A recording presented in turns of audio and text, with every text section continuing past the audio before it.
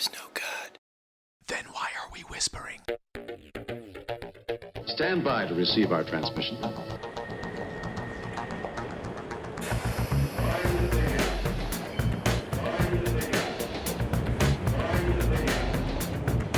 Logic clearly dictates. If you're an atheist, scream atheist! I mean, but what is an atheist? An atheist is someone who doesn't quite believe that there is somebody out there, some God out there. Well, then to me, you're an idiot.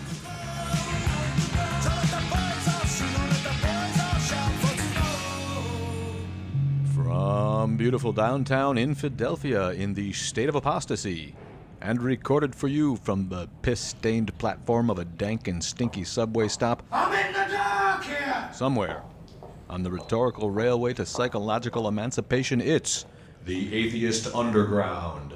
Boarding now and making all necessary stops in the Infidelphia metropolitan area. The fare is only $1, and you can pay the fare at patreon.com. Look for Atheist Underground. I got no life! The Atheist Underground is a public service from the Intellectual Transit Authority, moving your mind to places it was too weak to go by itself. Welcome to the Underground. Next stop, Brighton. Brighton is next. Welcome to Brighton. We begin this episode with a reading from the Gospel. The Gospel according to Rob.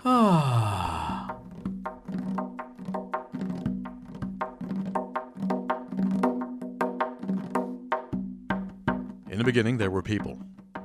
Dirty, sticky people with matted hair and prefrontal lobes. These people invented God to explain the things they didn't know, most notably why something eventually killed them, often under bizarre, untimely, or strangely coincidental circumstances. Soon after, they invented religion so God could have something to do. Also to explain the meaning of life. Naturally, since they were just guessing, they got it completely wrong. The one thing we can be sure of is that each religion is just as wrong as the next about the nature of the universe. Yes, they're irrational. Yes, they're silly and contradictory and anachronistic and wrong, and I will continue to make fun of them. But that doesn't mean that religious people are inherently bad for clinging to belief systems they could not possibly have avoided being indoctrinated into. The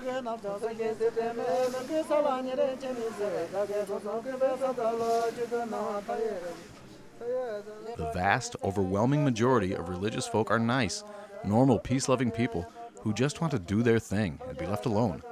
A tiny fraction are extremists. A mouthy fraction, yes, but a tiny one. And remember, extremism is extremism.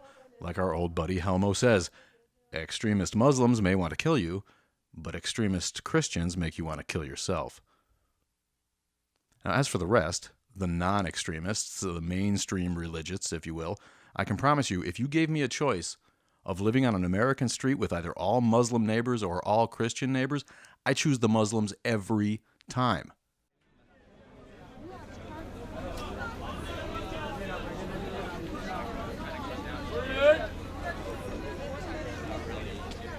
Few things make me sicker than the zombified, hypocritical, lip service, hate-monger Christians who populate the heartland. The crazy thing is, even with all the anti-Muslim rhetoric lately, those immigrants would still rather be here because they are free to worship their way, without worrying about the beard measurers caning them for their version of Islam. Atheists understand the need for freedom of religion. If we wish to be free from religion, we must ensure that everyone has the right to worship as they please, no matter how ridiculous we might think it is. So while it's no surprise Islamophobia flourishes across the fields and plains of redneck America, we don't expect to hear it from atheist circles. Increasingly, however, that's exactly what's going on. Racist memes on Facebook pages, Islamophobic talk from some high-profile atheist camps. Now, a lot of us are in this movement, at least in part because we can be around intellectuals, or at least well-educated dilettantes and pseudo-intellectuals, but you get my drift. People who expect more than internet hooliganism from racist shitbirds who don't know the difference between Sikhs and Muslims. I mean, that's just country stupid, so please, keep it out of my movement. I don't need that shit in my bowel movement, never mind my secular movement. So just quit it. The razor's edge of religious criticism is a tough enough tightrope to walk to begin with, without having to deal with unbridled racism and ignorant stereotypes from some new mindless atheist mob that no one needs. This podcast is sponsored by the Smartass Atheist Guild. Find them on Facebook at Smartass Atheist Guild.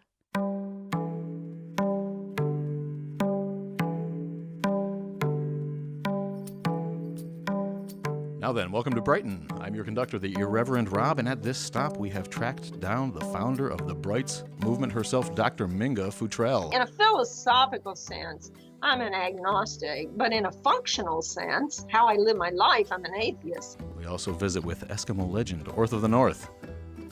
Nikolai on Science takes a stab at philosophy as he examines God's issues when it comes to the existence of evil. We get a Weather Jesus report from Area 51 of all places, and of course we will check in on the news and events from the station's secular kiosk, posted right up there next to some chick selling psychic readings. Woo, I call it woo. Thank you, Mynga, and thank you all for joining us. You look a little wasted, though. Don't piss on the third rail while you're stumbling home.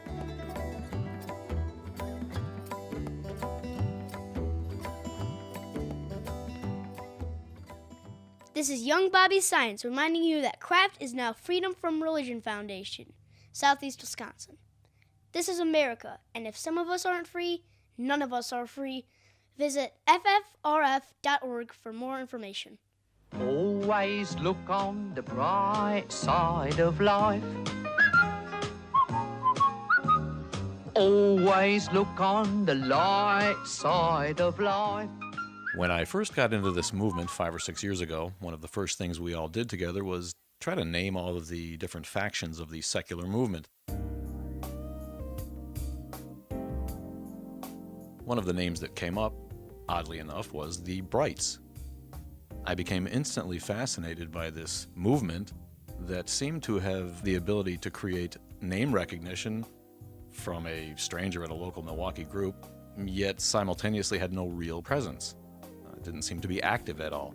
Similarly, when we started the show, we chose the name Brighton for one of the stops because there was a movement out there called the Brights. So we made it our mission to find someone from the Brights, and it took forever digging them up on the web. And finally, we got a hold of a founder of the movement. She was a delight. She talked for a straight hour on one question. She was kind of like a wacky aunt at a party, and set myself up for a big editing process, which resulted in having a little fun with her. I know she won't mind. She was a great sport and really cleared up some questions that I had. So here now is my interview with the Brights founder.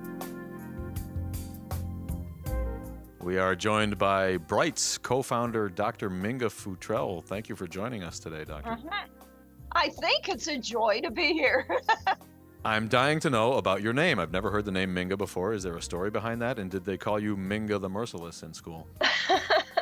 I take Myra, Myrna, Migna, you name however. I get it all kinds of ways. My mother read a novel back in the 40s and said if she had a girl, she was going to name her.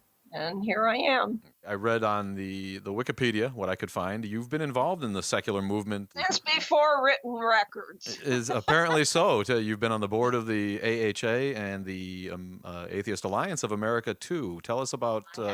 I had one term on the AHA, and I just couldn't give it what it needed at the time, so I resigned. For AAI, I hung with it since it was early on, yeah. I have been involved, although I'm not quite familiar what Atheist Alliance of America is doing. I have not been contacted or anything since they voted structural change, so I'm not sure what's going on there. And why did you get involved? There was a conference, American Atheists was in Sacramento back in 92 or 3. A lot of people kind of came out of the woodwork to attend that conference and met each other and found, hey, we're not the only local here. And so we decided to form a local group. We did that. There were 15 members of us. We've been going here in the Atheists and Other Free Thinkers. Has been going for quite a long time now. We're over 25 years around that. Like many of us, Dr. Mynga jumped in by starting a local group in Sacramento called Atheists and Other Free Thinkers, which still thrives today. but something made her want to contribute on a global scale still. She talks about her impressions of the movements back then. Besides free thinkers, there were rationalists, naturalists, skeptics, atheists, agnostics, secular humanists, ethical culturalists, deists, subjectivists, Buddhists, Unitarians. See, there were transhumanists, and there were a lot of also people who continued to identify with their religion, Jews, Christians, whatever, because they held a cultural affiliation. And then we have that New Age movement, which is woo to the third degree. Sure. In California. Which has all kinds of auras and ESP and psychic stuff and divinations and all these things. You would not believe the discussions in those days over labels, which label a person would choose. Could they be more than one label? And what were the various definitions of the labels? If you pick a label, any label, then you are stuck not with your definition of the label. You are stuck with whoever you're talking to and their background definition of the label. The groups weren't working together. There was a lot of dissension within. She identifies 9/11 as a turning point in the movement, which I hadn't considered before. The country pulled together in the name of unity. However, most of the commemorations for 9/11, if you went to any of them in those days, you're probably too young, I don't know if you did, but they were entirely religious. It's like they weren't civic. You know, our view was we should have civic commemorations for this horrible event. And if you went to civic commemorations, they were heavily, heavily religious. And the secularists of all the sorts were pretty much left out. And it began to dawn on people that we were just not being considered as part of the entire electorate. We were just a separate thing that could safely be ignored. At that point, Ellen Johnson, who was the current president of American Atheists, decided we need to get together, no matter what you call yourself, a skeptic, a rationalist, all of these things. Quit this infighting and let's all go together and march on Washington and let our representatives know that we are also tragically affected by this horror that had happened in 2001, and we wanted to be considered, and that civic commemorations should be civic and not religious. The result of Johnson's efforts was the unfortunately named Godless Americans March on Washington in 2002. My husband and I began to think, isn't there some other way we can get together as the variety of people that we are without calling ourselves godless Americans, which was a pejorative. Now, the term they decided on was brights, and you don't have to be too bright to see that that was going to create the impression that here's a group of people who think they're smarter than you. But how did they really come up with that name? As lovers of the Enlightenment, when reason was brought to the forefront and the Enlightenment was hopeful, so we kind of like the idea of tying a term to the Enlightenment philosophy of the 16th and 17th centuries. And we searched for some word that'd be easy to say, that had positive connotations and kind of tied in with this notion of enlightenment. And so we chose, hey, the Brights, because look at the gays, look what they had done over a period of time of moving away from homosexual. You know, maybe this would make a nice umbrella. We defined a Bright as anyone who has a naturalistic perspective, free of supernatural and mystical. So we defined a Bright as a noun, not an adjective. Doesn't mean atheists are smarter. Yes, it does. It just means we're a different animal. A more evolved animal. You can say it. And we happen to be, we think, a large section of humanity that is really looking at the world in a naturalistic way, but they're underrepresented in civic affairs But we've got a whole lot of stuff to offer in the civic arena, and we just were in the background. We were being ignored. When we did come out as atheists and agnostics, we were second-class citizens immediately. We didn't belong, disparaged, blah, blah, blah. So we were just looking at a fresh idea. They broke out the idea at a secular conference in Florida in the early 2000s, one that was attended by top atheists like Daniel Dennett, Michael Shermer, and Richard Dawkins himself, or as we like to call him, Big Dick, all of whom loved the idea and signed on as Brights. After this initial flash, however, the Brights dimmed a bit. And the fresh idea didn't pan out. Unfortunately, Richard and some of the early people who wrote about it wrote this horrible statement that it's a synonym for atheists, and we're trying to change the term atheist. No, we were not trying to change the term atheist. We were trying to get the atheists and the agnostics, the skeptics, the rationalists, the Quakers, the whoever, to be able to function as people who had a naturalistic worldview. Be able to say to a person which says, are you a non-believer? Well, I'm a person who has a naturalistic worldview on a whole lot of things. We have a lot to offer to civics in society. We need to be represented. Our representatives need to represent us.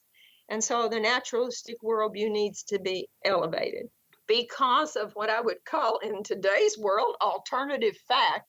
A lot of information about what we were not was passed around, and the meme itself never was able to overlay the huge variety of people that we were hoping that it would. So how did it shake out for the Brights? It did better in other places where this bright versus a clever term, that being in English, didn't quite have the negative effect it had on Americans. And so in some other countries, it is international, by the way, and it's all online. It's taken off in of all places, Russia. So if you go to the Brights Russia, you will see a very active Facebook type situation. You will have you'll recognize a lot of people, Dawkins and Dennett and Hitchens and all these people. So it's kind of sporadic where the Brights are in the world now. The whole idea was to get more people who are civically interested and have a lot to offer society to come out of the shadows, come out as a person who has a naturalistic worldview. You don't have to call yourself a Bright, but what we do is we try to educate around the idea that there's lots to be done, and we sure need more and more people to do it. So come on out, join the Brights, call yourself whatever you want, but take on some of these goals.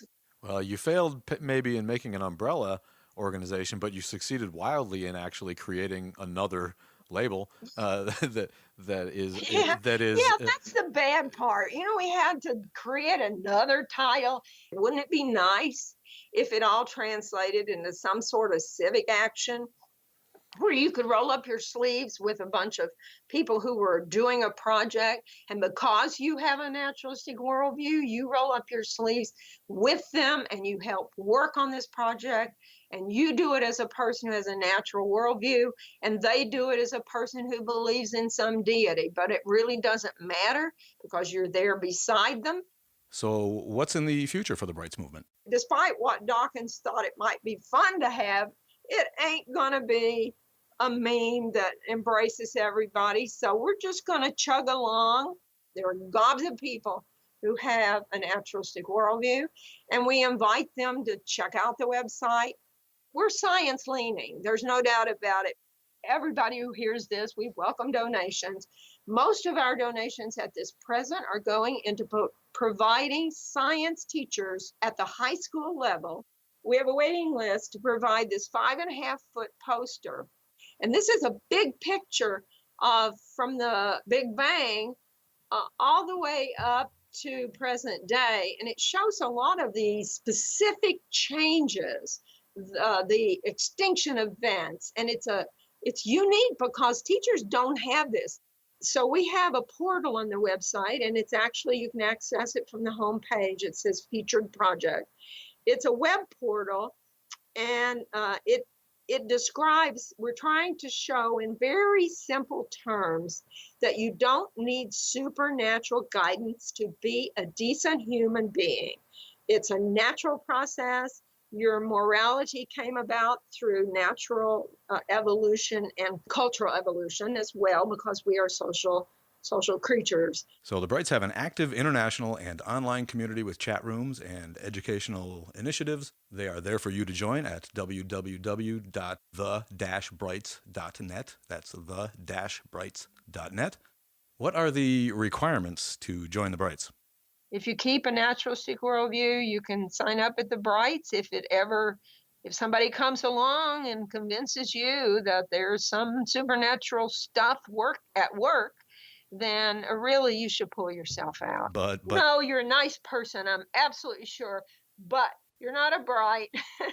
That doesn't mean you can support what the Brights do, because if you think it's a worthwhile in this day and age to send forward correct information, natural information, verifiable information, hey, you're on our team and we'd love to have you a part of it. What do you make of the movement now that you've actually been in it and seen it more or less from the beginning over these past 20, 25 years? The one thing I've learned since 2002, 2001, when these humanist, atheist, skeptics and stuff, there's so much politics dividing them, is that there has been a change.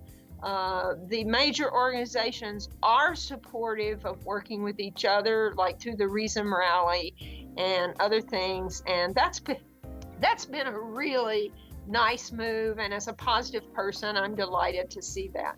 And we were delighted to have her joining us. She is a complete humanitarian, an absolute original in the movement, and thank you, Dr. Mynga Futrell, for writing The Underground.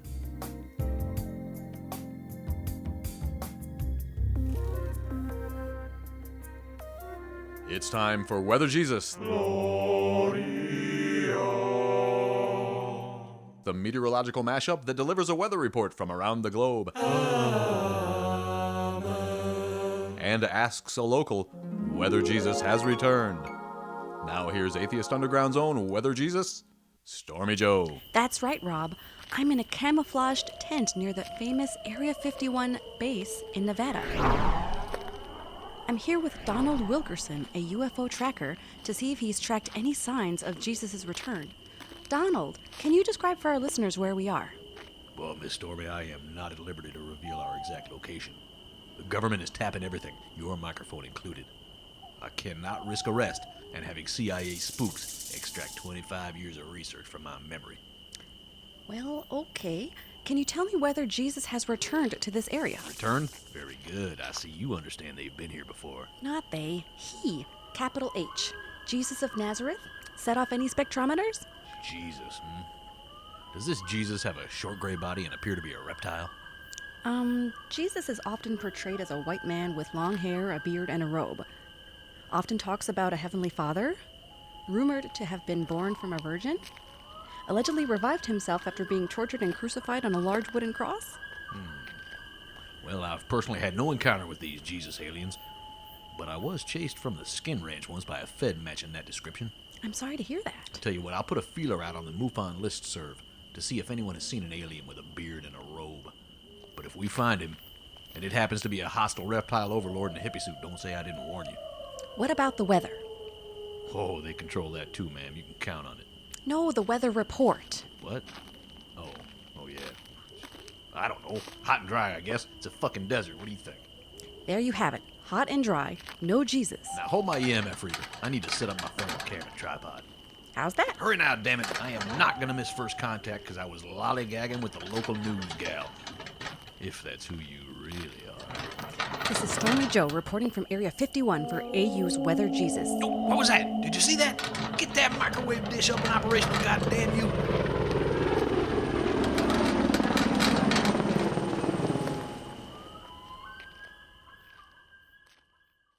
I hear many Christians attempt to claim that without God, you can't be moral.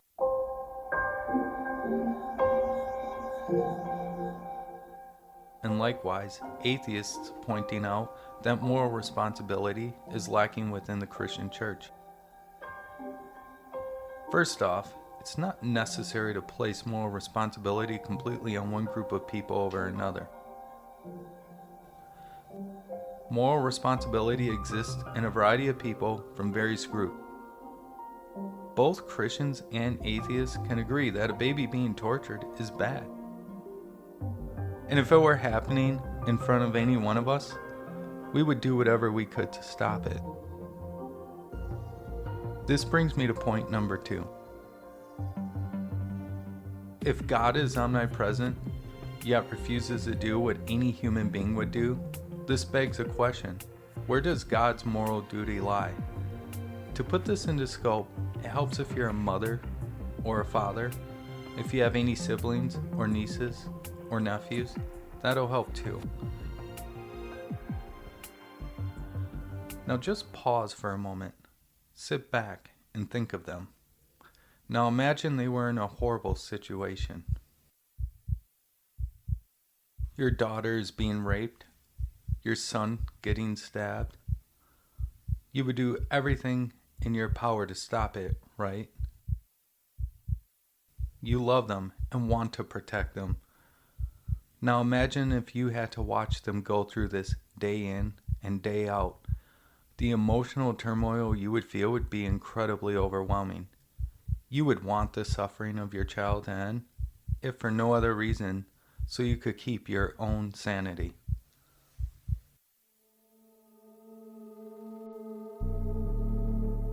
Now let's look at God. God is supposedly the most loving and empathetic being in all of existence.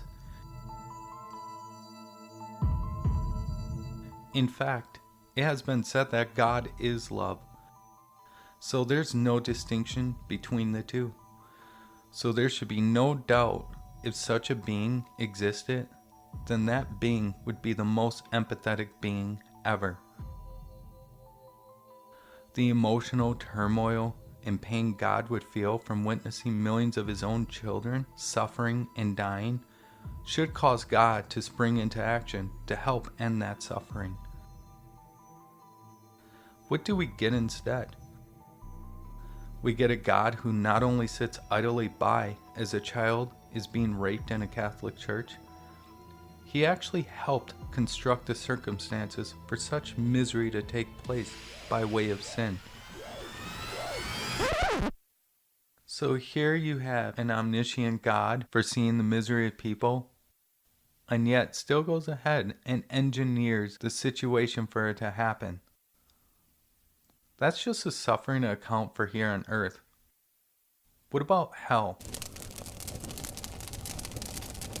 Now many Christians will attempt to dismiss this as a way of God's punishment for those who didn't confess their sins. If you are homosexual, masturbate, or eat more than a plate of dinner on Thanksgiving, you are worthy of pain so extreme that it would make any pain on earth seem like a welcoming relief. I say that to point out that no parent would create a situation knowing their child would fail just to torture them. No loving parent, that is. So here we have an omnipotent, omnipresent, and supposedly omnibenevolent God, who not only does nothing to help his own children, but worse yet, engineers failure so that they end up in a place of eternal torment.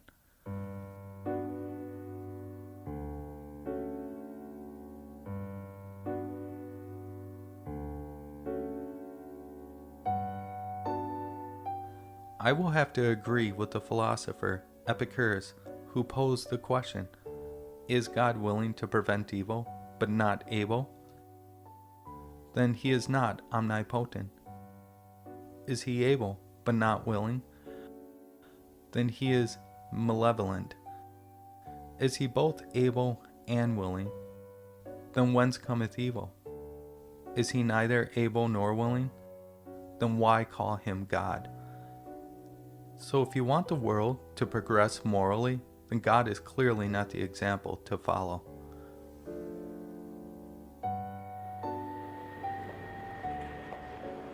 thanks to our new sponsors on Patreon, Neil Dixley, Edward Orth, and Sam A. Braun.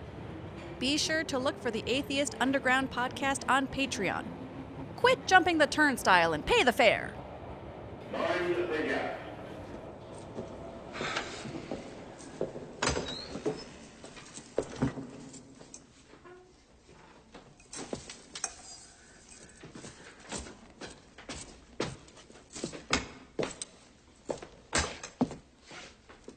What news of the North? Orth, Orth, Orth of the North. Orth, Orth, Orth of the North. Orth, Orth, Orth of the North. Orth, Orth, Orth of the North. Here's Eskimo legend Orth of the North, with timely tips and words of wisdom from a life lived in the North. I'm actually from Texas. Orth of the North, Eskimo legend. I'm German-Irish. The theme of today's stop is Brighton.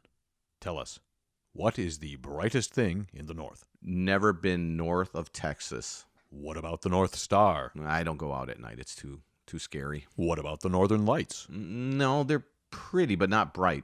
Kind of like my wife. I don't know. What about Canadians? No, they're nice, but not real bright as a rule. But they do have socialized medicine. So, what is the brightest thing in the North?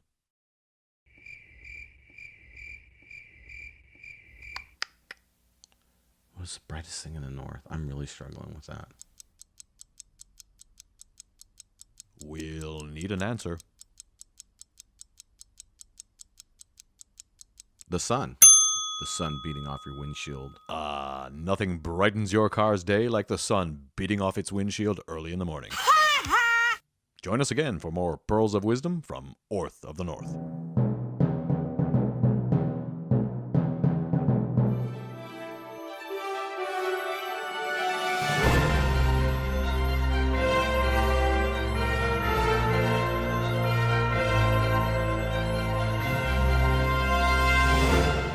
Here now with secular news and events is Jojo Vandescoop. A recent report by two psychologists at the University of Kentucky concluded that the true number of atheists in the United States may be as high as 26% of the population. The researchers believe the stigma surrounding disbelief in a god prevents people from answering survey questions about their beliefs honestly. The report will be published in an upcoming issue of the journal Social Psychology and Personality Science.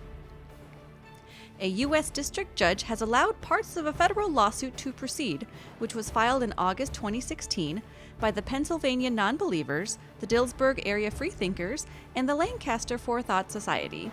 The lawsuit was filed to challenge the Pennsylvania House of Representatives' denial of a request to have a secular chaplain deliver an invocation before the Pennsylvania House of Representatives. Since 1862, the Pennsylvania House of Representatives has invited a chaplain to offer a prayer to open meetings, but House rules require that those delivering the invocation be, quote, a member of a regularly established church or religious organization, or shall be a member of the House of Representatives. A man in Saudi Arabia has been condemned to die for being an atheist. Ahmad al-Shamri was originally arrested in 2014 and charged with atheism and blasphemy after denouncing the Prophet Muhammad in videos he posted to social media. Al-Shamri was first sentenced to death in February 2015, but lost 2 appeals of the ruling before the Saudi Supreme Court. In secular convention news, the American Humanist Association will be holding their 76th annual convention from June 8th through the 11th, 2017, at the Embassy Suites in Charleston, South Carolina. The keynote speaker will be actress and author Annabelle Gurwitch. Other speakers include Adam Savage from the television show Mythbusters and feminist author Susie Bright. You can register at conference.americanhumanist.org.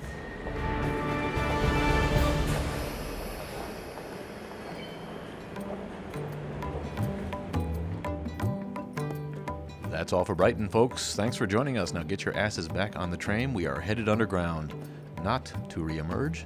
Until the next stop, Mythicistopia. That's right, you remember mythicism. We're going to revisit it, as well as checking out the brand new original story, Missing Pieces, Circumcision in America. Join us then. Thanks, everybody. This podcast is sponsored in part by FAM, the Free Thought Alliance Midwest. Welcome to the fam, cousin.